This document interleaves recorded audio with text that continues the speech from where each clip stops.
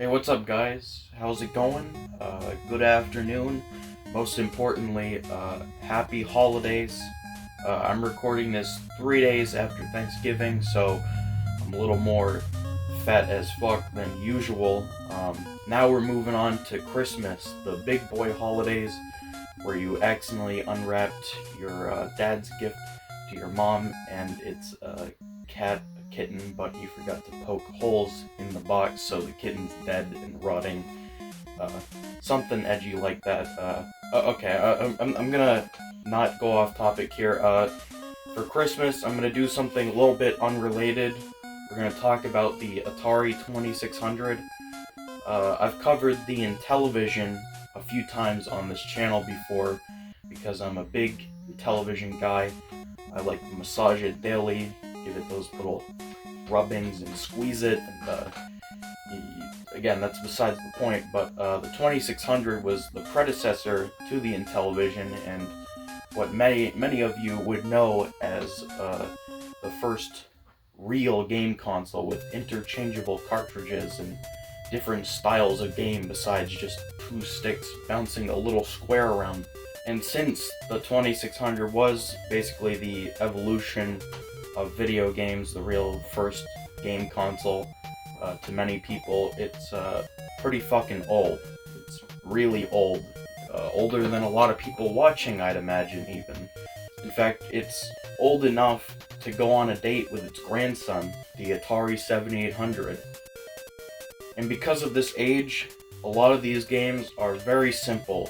Most of these games are very simple, and because of that, I feel like a lot of people in the gaming scene kind of look down on this console like it's aged really poorly. And while some of those claims do hold some truth, I still find this a very enjoyable console, even comparing it to what we got later. There's just something about just picking up and playing a simple game of like Space Invaders or Warlords. It's just a fun time every time. You don't need to get into it. There's no big storyline, or it's not gonna take an hour to finish it or something like that. It's just you pop the cartridge in, you play it for as long as you'd like.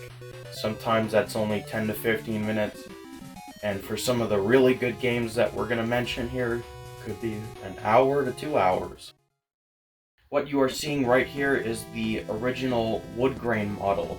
It's not exactly the 6-switcher, which was, I believe, the one that came out on launch, but it still has that wood in the front, so it still has that kind of iconic look. So on the left here we got a basic power switch, pretty self-explanatory. I don't need to go on some deep insider rant, some like philosophy shit explaining why the power button might be linked to some kind of white noise that obliterates cats at 2 a.m. Sound like Alex Jones, but that's okay. The second switch is TV type, so in case you are a caveman living in the 1950s, you can play this on a black and white TV, which I'm not sure why you can't do that anyway. I imagine the color just doesn't come on. I'm not sure why there needs to be a type for it, but whatever. Third switch over here is Game Select. We will get to the controller afterwards, but this is basically the second button for this system. It selects the games. Sometimes it changes the difficulty for some reason, even though there's a difficulty switch. In combat here, it switches game modes. It basically does all the pre-play work, I guess, you know, selecting difficulty and shit. And then finally, game reset. Again, don't need to start talking about that all day. On the back, we have the controller ports, which was a big thing once again for the time. Not even the Intellivision had interchangeable controllers. The 2600 does actually work with the Genesis controller. You can plug in basically anything that has that kind of port type, like the Master System controller in case you're somewhat sadistic. There's a lot of options. In fact, there's so many that I rarely ever use the original joystick. Later down the line, we would see the Darth Vader model. As you can see, it looks like fucking Darth Vader. This was my original model, and well, I think it's kind of cool that it's all black. I do prefer the wood grain over that, like, a single color that somewhat looks like Darth Vader. And then, finally, there was a re-release for a very cheap price, I believe. It was probably the cheapest console when it was released, and that's the 2600 Junior, which is just a small, slimmed down version of the 2600 that looks more like the 7800. Okay, now we get to the first big negative with this system, and that is the controller. I know some people who are nostalgic with this system say it's pretty good, and to be fair, there is an argument that it is much better than the Intellivision and ColecoVision controllers, but this thing still fucking sucks. I hate any controller that that gives you fatigue after playing.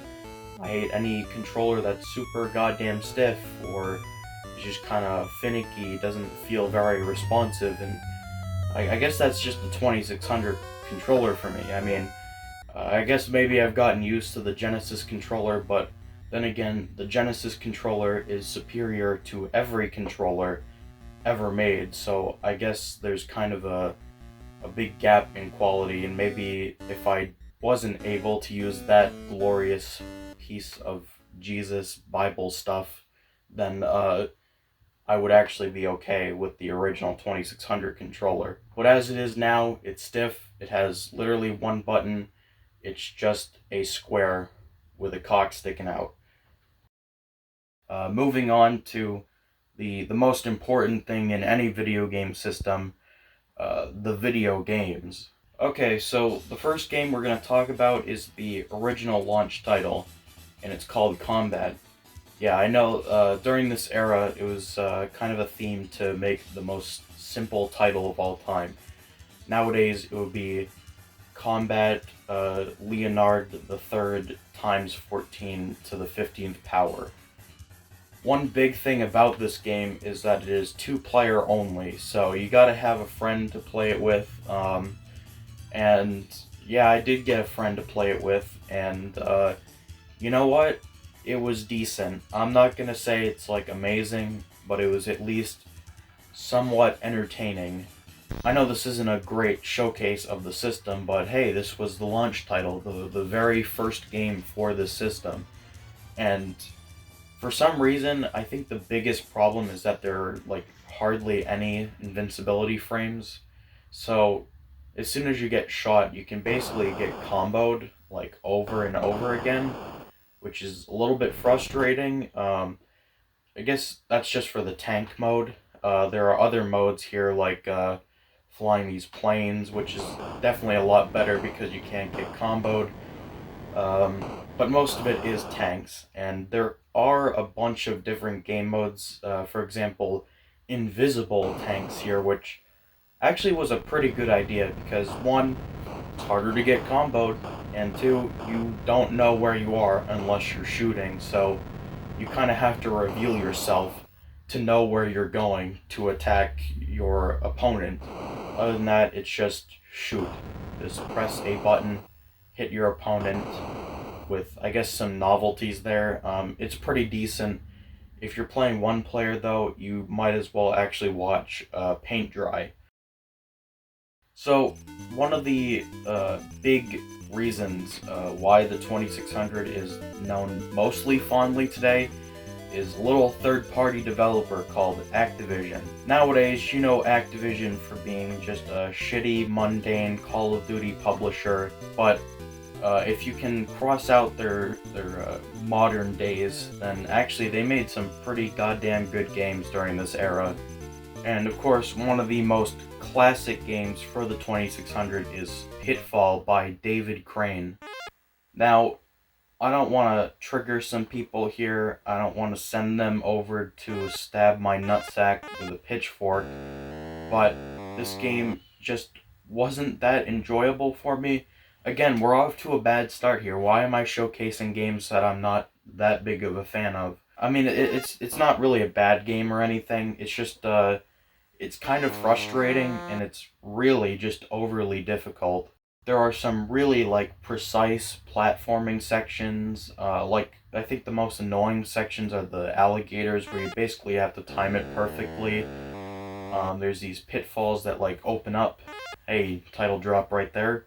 Um, it's just you just keep jumping and jumping and jumping, and there's not really much exploring, like the sequel we're about to talk about in a minute. Um, I guess it is still satisfying to collect treasures and stuff, but uh, if you actually want to finish this one, you basically have to perfect every section of this video game. This time limit is super strict. It like barely gives you enough time. In fact, I've seen videos where people have basically mastered the game and they were left with like 20 to 50 seconds left, and that's if you perfect it. But uh, anyway, it's still a pretty fun game to kill, about 10 to 15 minutes, but I guess I've been spoiled by its sequel, because the sequel is honestly incredible. Pitfall 2 is one of the best games ever made. I mean it. Fucking 2600 game back here is one of the best games ever, and it's just it's so simple. It's not really that simple comparatively to what other 2600 games were, but it's like it's just taking simple pleasures in exploring and collecting treasures and just simple obstacles, but they're still engaging. I have gotten very close to a perfect score before. I believe I'm only like 400 or 500 points off. I'll show it in the bottom left here what my score was, but as you can see, I'm very fond of this game and I've played it a lot. The first thing you'll notice is that there's music, like actual music, and you might think, well, why couldn't the others do music like this? Well, Pitfall 2 had a special sound chip in it that could produce almost like NES level sounds. And you might think the music wouldn't have aged well, but honestly I find it very enjoyable and fitting with how happy you will be playing this game.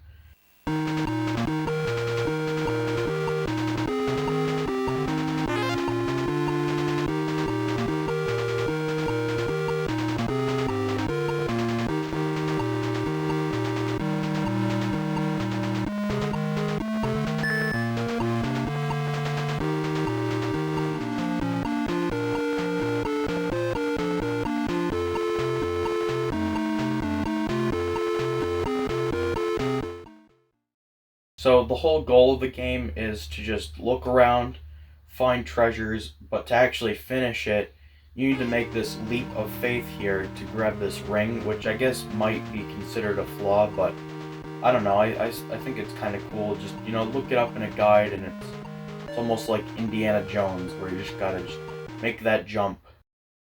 Then you can make it up this huge chasm, I guess, with birds and bats, and you have to be really good at dodging these enemies at this point because they are relentless. They're like on every single floor, every room in this section.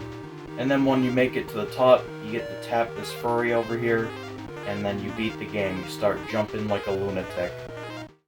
And yeah, that's Pitfall 2, and while you might think of it and be like, yeah, I don't know, that doesn't sound great, you just gotta play it. It's just a satisfying game. Again, the challenges are engaging. It's just a nice, relaxed experience for the most part. If you're trying to get perfect score, then you can't get touched even once.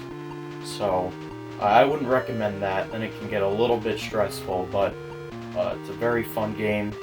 Like, really fun. One of the best games ever. Obviously, I'd recommend it. Another one of the the top third-party developers for the 2600 was Imagic. These guys were actually mainly known for making games on the Intellivision, and they made some damn fine games for that system. Some of the best games on the Intellivision were made by Imagic, but they were also pretty prominent on the 2600. I don't think their games were as good as they were on the Intellivision, but there was still quite a bit of good stuff there to be found. And one of those games is Demon Attack. I'm not gonna lie, I thought this was just a mediocre shooter at first. You just shoot, and then sometimes the enemies shoot back, and later they break apart or their shots follow them. I wasn't so into it at first. But then one day, on Twitter, I had found these guys. They're called Atari Club, and they do like high score competitions. I would recommend checking them out. I'm pretty sure they're still doing it. And I decided to take part in it, and I ended up really liking the game. Now, it still does retain exactly what I said initially. It's just you shoot, and then the enemies shoot back, and sometimes they have different properties. But the thing about it is that it's very stressful. It's a very skilled experience. There's no like luck or RNG. Eventually, I started to actually get good at the game. Now, I got a 30,000 high score, which apparently is pretty decent. I'm pretty proud of that high score, and it took about 5 hours of effort, maybe 6. I don't know. I played this game a lot. Again, it is somewhat hard to explain why these games are so good. I think you should just go out and play them, even if you just want to emulate it for a few minutes, or you have a 2600 and want to cough up the $2 to $3 it is to get this cartridge. I would recommend playing it. It's a very tense but very skill-based experience. It'll test your raw skills and not just trial and error. Going back to the first party stuff, this is Crystal Castles by, Atari. No shit. I know I bamboozled you there by who made this game, but yeah, it's Crystal Castles. And this game was very awkward the first time I played it, because as you can see here, the hitboxes are extremely picky. The whole goal of the game is to run around and pick up these gems here, and then when you do that, you finish the level and you move on to a different one with new enemies, new layouts. There's sometimes where you even have to climb up ladders and shit, but you don't climb them naturally. Instead, there's a little pole that pierces through your asshole and like shoves you up there, which is kind of annoying because you have to time it right if you have enemies after you. You can also collect items that will make you invincible for a short period of time.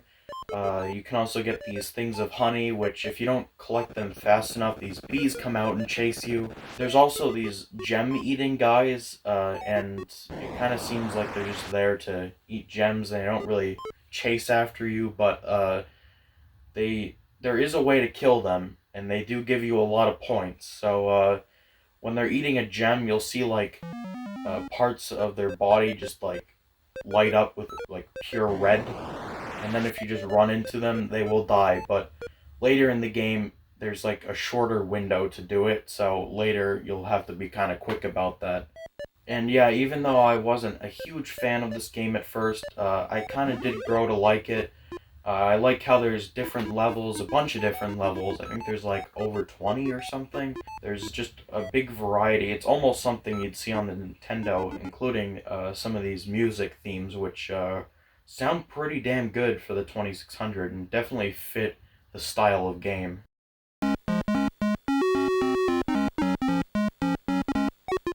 Anyway, yeah, I would actually recommend getting Crystal Castles. You'll just have to deal with the hitboxes, but other than that, it is a very enjoyable experience. Next up is kind of a hidden gem on the system. The game is called Turmoil, and this is some LSD shit. I'm not even sure what's going on. You're just in these like little lanes, and you have like this spaceship that can't really move horizontally, or at least if you move horizontally, you can't shoot. But anyway, you go around shooting these enemies, and some of them, if they reach the end of the screen, they turn into a more powerful version where you'll have to shoot them in the back. Some enemies also drop score pickups. They're just like little dots that you can tap to get like a shit ton of points, so you definitely want to get these as often as you can. The trick is, though, is that if you wait long enough to not get these big score pickups, they turn into like this fucking big evil monster that I don't even think you can kill. I'm not entirely sure about that. Again, it's a very simple game, but it's frantic as fuck. I mean, like, one of the most frantic shooters on the system aside from Spider Fighter. There's always shit flying across the screen. You're, like, never safe in one spot for very long, especially once you get to, like, level 4 or 5. Eventually, you can't see the lanes that you're in, so it's just, like, a purely black screen with, like, enemies flying around, and then some enemies have to be handled differently. And you gotta remember to get those score pickups, or you might end up being killed by them, so it's a very frantic game, but it's a lot of fun. I think this game, I don't even really have to explain why it's good. You just gotta look at it. You don't even have to play it to know that it's good. I mean, just look at this. There's so much shit going on. It's kind of amazing. Anyway, we're improving here. I'm showcasing games that I really like, and I think that you would like if you just adapted to the way 2600 games are. Now here we are, we're doing a Halloween game for Christmas. This is Haunted House, and it's one of the best first-party games on the system. Now, it's not going to blow your balls off with how spooky it is. It's not going to make you go crying to your pillow and say that there's a boogeyman under the bed or anything like that. But it is a very entertaining and kind of almost like a tech demo game, but it's a fun tech demo game. The reason why this is so advanced is it's like randomly generated floors with different rooms and stuff, and then you have to build this urn, and it's like split up into 3 different pieces. You have a key that you use to go around to. Some doors are locked and stuff. You can only hold one item at a time. I know there's one item I think that like makes it so that enemies don't really follow you. I'm not really sure about that. What I do know is that it is a very solid experience. It's not super spooky. The graphics are very simple. A lot of times you can only just see your eyes. But this is a highly replayable game. There's like 9 different difficulties, and yeah, you'll have a fun time with this one. Next game is River Raid by Activision once again.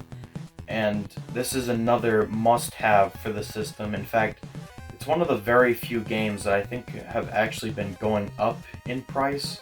Usually you don't see second-gen stuff go up in price, but this game is just so good. It just had to go up, I guess. So the whole goal in this game is to just fly around, shoot helicopters, blow up ships, and there's these planes that fly around. And of course, you want to get as many points as you can because there is no end to this game. It just keeps going. And I believe the programmer, I believe Carol Warshaw. Oh man, I'm sorry if I botched that. I don't really remember any of these programmers' names except for David Crane apparently.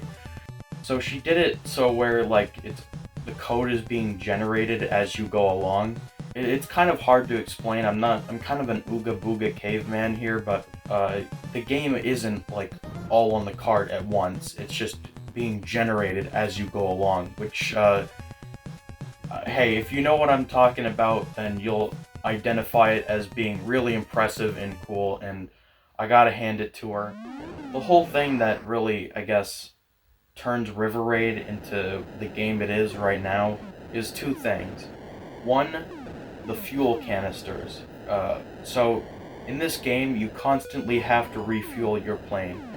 And I guess the strategy is that to get more points, ideally you want to shoot as many of these containers as you can. There's also the fact that you can slow down or speed up your plane.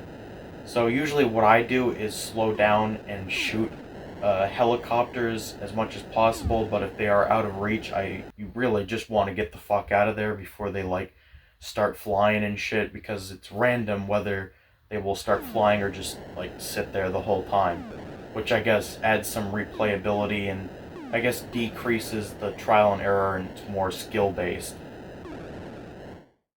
So what you get at the end is just a game that it's very intense. It's just a lot of fun. There's strategy to it. You always got to have your mind focused on what's about to come up next and prepare for it, you know? And then actually act it out without crashing into a wall or some shit like that. And this is one of the 2600 games that I'm pretty decent at. I'm not exactly sure what my high score is. I played this at Retro World Expo and got a pretty damn good score on my second try. But I'm not sure what the top is. Again, I'll post it the bottom left here. But anyway, River Raid is just a fantastic game. Again, it's one of the best games of all time. I recommend you pick it up for your system as soon as possible. It's just an amazing shooter. Alright, this next game is Cosmic Arc. Another game by Imagic, and this one didn't come out for the Intellivision, although its prequel, Atlantis, did come out for the Intellivision, so I'm not really sure why this one only was a 2600 release, but this is one of those games that, again, it's very simple. There's just no way to really explain why it's so good, why it will captivate you like you've never been captivated before, or something like that. I know I sound like a movie trailer guy trying to promote some goddamn ridiculous Hollywood movie, but it's pretty good, you know? It's very intense. I've said this a million times, but like, you'll be so in the game trying to dodge those lasers, pick up those aliens. The part where you're shooting those meteors it's so goddamn intense, even from goddamn, like, the start. And then they get faster and faster, and at some point you just can't keep up with it. Cosmic Arc is pretty damn good. It's pretty decent. It's not one that I usually play more than 1 or 2 games, but I do come back to it pretty often, and the only reason I don't come back to this one more often is because, like, I really feel like I can't get a better score than, like, 10 or 11,000. The meteors just move way too fast for me. But yeah, it is a pretty good game. Definitely one that I would consider, or that you would want to consider adding to your collection. It's, again, all of these games are really cheap except for Pitfall 2, but there's a reason why Pitfall 2 is so expensive, because it's literally the best thing God has created. But this one will only run you about $3, I'd say. So yeah, check it out. And the last game we are going to talk about is Enduro by Activision, and I really wish we ended off on a higher note, because even though this game is very technically impressive, I really only included it because of the variety, because this is a racing game. This isn't like a typical racing game that you'd see nowadays. It's more like the Outrun style, where you try to make it to a checkpoint in time, or in this case, you have to pass 200 cars before the sun rises. And of course, along the way, you will see weather effects, which will impact your car or your visibility. Like in the snow, you can't really turn very well, or at night, you can fucking hardly see, and then eventually the sun does rise, and you had better have passed those 200 cars by then, or else, well, you're fucked.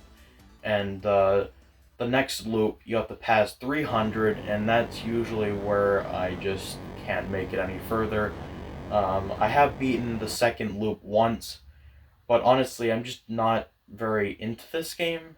I think it's decent, but I don't know, there's just like, you're just turning your car and then you dodge them.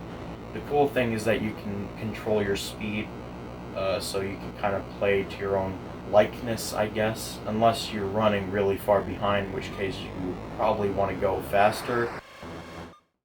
I don't really find this game like super engaging or anything. I just think it's one to pop in every once in a while, and of course it's a great tech demo, but honestly, you can get much better tech demos in the Intellivision, so it's pretty nice, you know, it's okay, I guess. It's just not one that I play super often. I think mostly just because, like, it's really hard as soon as you get to the second loop, so the games don't really drag on much, and it always feels like you're just crashing or you get cornered by these cars, and yeah, it's decent, but not one that I play very often. Well, anyway, that was the Atari 2600. I do like this system quite a bit. There are a lot of games that didn't age well on it, or ones that I don't really go back to very often. And of course, I think the big reason why I don't play this super often or don't cover it on the channel very often is the Intellivision. Yeah, it's just the Intellivision. The Intellivision is like my favorite system besides two others, but you know, that's besides the point. It's just, I love the Intellivision so much that I just rather cover the Intellivision than the 2600. I do recommend this system. It's extremely cheap nowadays, and there are some really good games. I think you just gotta adapt to it. I think you just gotta buckle down, you know, put your seatbelt on, you know, just bust out the lube and just play some 2600 stuff, you know, just you won't play it for like super long, but then you'll be like, hey, you know, I want to go back to it and get a better score. Those two games that I did showcase my high scores of, you can try and beat those, and that might be a fun challenge for you to do. Both of those games I've actually gotten pretty good at, so good luck, I guess. I mean, shouldn't be that hard as long as you play it for, I don't know, a couple hours, 3 to 4 maybe. Anyway, I'm gonna give this system a score, and that score is going to be 7.5. Yeah, 7.5. The system did cause the video game crash because of its filler garbage, but there are some really good games on it, like I showcased back there. Again, just adapt to it, just give it a shot, you know? Anyway, happy holidays, hope you have a great Christmas. I will see you next month, or if this video fatigued me to shit because it's so long, probably in 2023. Anyway, thanks for tuning in. See you next video.